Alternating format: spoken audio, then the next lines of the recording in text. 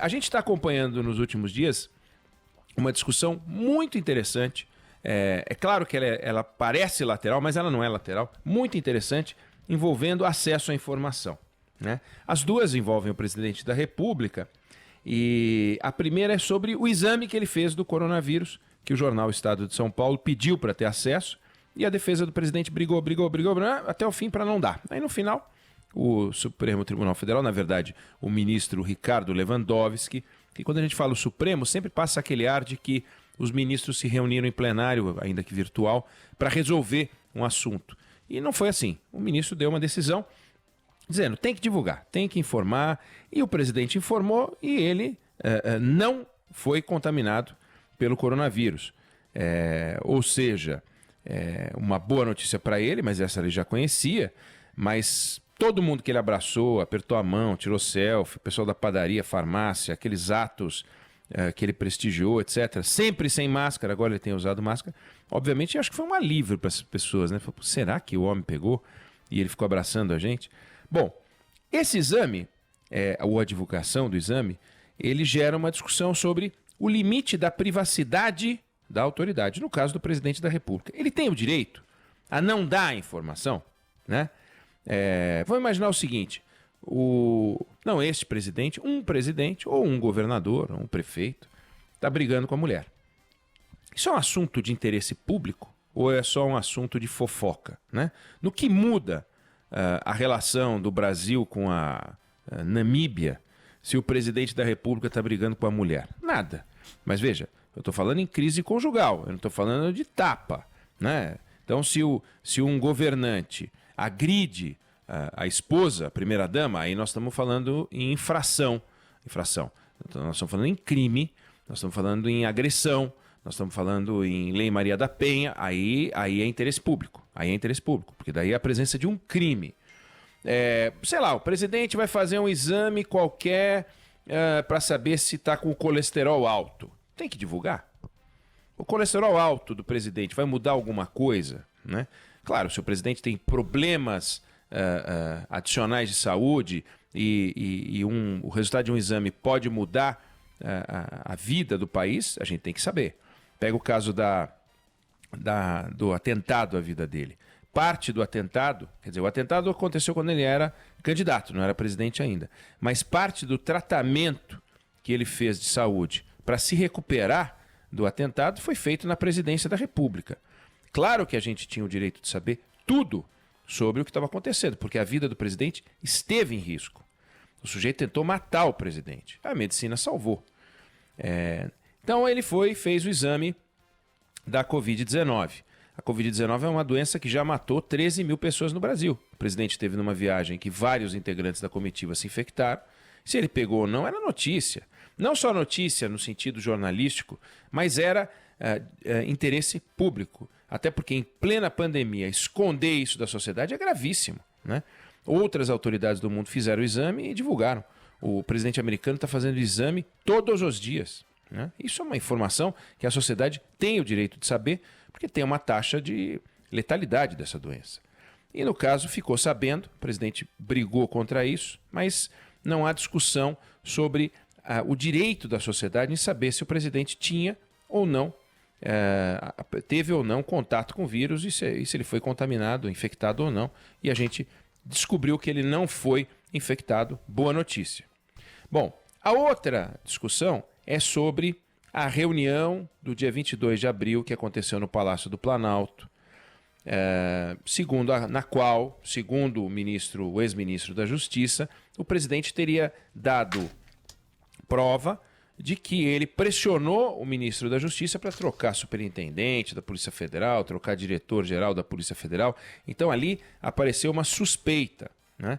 Nesse caso, uma reunião no Palácio do Planalto pode ser considerada de interesse privado ou ela é sempre de interesse público? Aí vamos lá. O presidente é dono de uma casinha que ele aluga. Aí ele recebe o locatário para discutir o valor do aluguel. É uma reunião com alguém de fora, é uma reunião no Palácio do Planalto, mas ela não é uma reunião de interesse público. É uma discussão privada. O que muda no preço do dólar se o presidente reajustou o aluguel de 1.100 para 1.210, né? ele tem direito a manter isso em reserva. Mas reuniões ministeriais não comportam essa discussão sobre direito à privacidade. Não tem assunto pessoal tratado ali. Não é para ter assunto pessoal. Bom, então tudo tem que ser divulgado? Olha, o Banco Central faz reuniões para baixar os juros, são reuniões reservadas, o teor é divulgado, segundo os interesses estratégicos ali envolvidos, tem regras. Agora, não se divulga o vídeo dessa reunião para ver o que cada um falou, né? Ah, olha, tá, o volume de reservas internacionais está assim, está assado. E as reuniões ministeriais, elas envolvem algum tipo de sigilo? Ainda que não envolva algum tipo de sigilo, a ata de uma reunião ministerial, o vídeo de uma reunião ministerial, ela se enquadraria na lei de acesso à informação? Qualquer um pode chegar lá, eu quero saber o que aconteceu. É claro que não. Existe o direito de manter aquilo reservado. Não é privacidade, mas reservado. A reunião ela ganhou um outro status, sai desse âmbito, na medida em que um dos participantes, que é o Sérgio Moro, disse, ali a gente vai poder conferir se o presidente pressionou ou não pressionou. O Moro a demitir superintendente, diretor, etc., que é o que diz o Moro. De forma que o vídeo se tornou uma peça do processo. Esse processo foi aberto por ordem, a pedido do Procurador-Geral da República, está nas mãos do ministro Celso de Mello, se tornou peça do processo, da investigação. Agora, além de peça da investigação, ele é também interesse público? Um processo é sempre público, a não ser que tenha que ser sigiloso por exceção, por conter alguma coisa delicada. Sei lá, falaram lá na reunião que a Venezuela iria invadir o Brasil e que a gente tinha que deslocar tropas para a fronteira. Isso é um assunto que é importante ser preservado, porque é algo de interesse da nação, né? Discutiram a duração das reservas de petróleo, ou um plano econômico, enfim, algo que prejudique a nação, se divulgado. O argumento não pode ser de que prejudica o governo. O governo não é um problema. O governo não interessa. O que não pode é prejudicar a nação. O governo pode ser prejudicado. Nesse caso, por exemplo, se tudo o que o Moro diz que aconteceu ficar provado que aconteceu, óbvio que o governo vai ser prejudicado. O presidente vai ser prejudicado. Mas a nação não. Ao contrário, ela seria protegida, se isso fosse verdade, justamente da existência de um governo que é dirigido por gente que faz estripulia. Então, nesse caso, a nação estaria sendo protegida ao divulgar e não atacada. Agora, se tem algo que é ruim para o governo, eu tenho o direito de saber. Se tem algo que é ruim para a nação, aí não. Então, a essa altura do campeonato, a matéria foge da discussão de privacidade documental para ser uma discussão de interesse público. Claro que cabe ao ministro Celso de Mello analisar o conteúdo e decidir que partes devem ser protegidas por expor a nação, insisto, e que partes devem ser liberadas por prática corriqueira, porque essa é a regra. Por enquanto, o que a gente tem são relatos reconstituídos por alguns dos participantes da reunião. Então, o grosso da reunião meio que está apresentado. O que disse o Maluquete da Educação, o que disse o Maluquete das Relações Exteriores, o que disse a Maluquete da Secretaria da Mulher. Mas, por enquanto, é isso que a gente tem. Tudo indica que o processo está em boas mãos. O decano do STF é um homem sensato, tem uma sólida formação jurídica, sai esse ano, aliás, do Supremo Tribunal Federal, vai ser substituído, chegou na idade limite. Ele é cuidadoso, ele é avesso aos holofotes e aquelas declarações rasas, né, que quase irresponsáveis, que alguns dos seus colegas adoram fazer sobre tudo. E é engraçado que eles falam, olha, eu não vou falar sobre o caso concreto, porque posso vir a ter que decidir. Falando em tese, né? Aí fala em tese, 60 butine, fala e tal. O tempo inteiro. Aliás, ainda ontem a gente viu uma discussão no Supremo Tribunal Federal entre o Marco Aurélio Mello e o Alexandre de Moraes. Cenas que a gente já não via há um tempinho, talvez a Covid-19 tenha tirado isso da gente, mas o tempo inteiro é a falação. Celso de Mello é um ponto fora da curva. E também tem a mão do procurador Augusto Aras, né? Desde que ele entrou, ele mostrou um estilo diferente. Não é o parlapatão, não é o atirador-geral da República.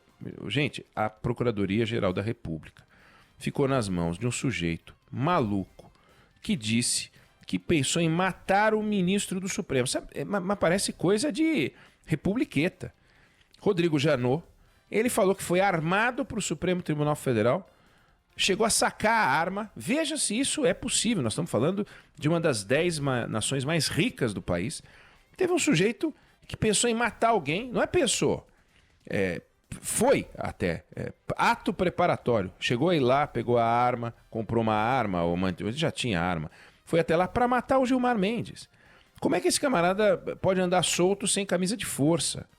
E esse cara quase arruinou a República, porque ele vazou uma versão falsa daquele diálogo travado entre o presidente Temer e o empresário Joesley Batista. Aliás, aí é um bom exemplo. Uma reunião que os dois tiveram no Palácio do Jaburu, residência oficial da vice-presidência da República. Não dá para dizer que a reunião envolvendo um presidente da República e um empresário, o maior produtor mundial de proteína animal, seja uma reunião reservada. Não faz sentido. É uma reunião pública. Aí o áudio que comprovava o que cada um falava não tinha sido divulgado, mas a turma do Janot resolveu criar uma fantasia que quase derrubou o presidente da República. Quando o áudio veio a público, ficou claro, no contexto, que o Temer não cometeu crime. Ou seja, o áudio, a divulgação do áudio ajudou.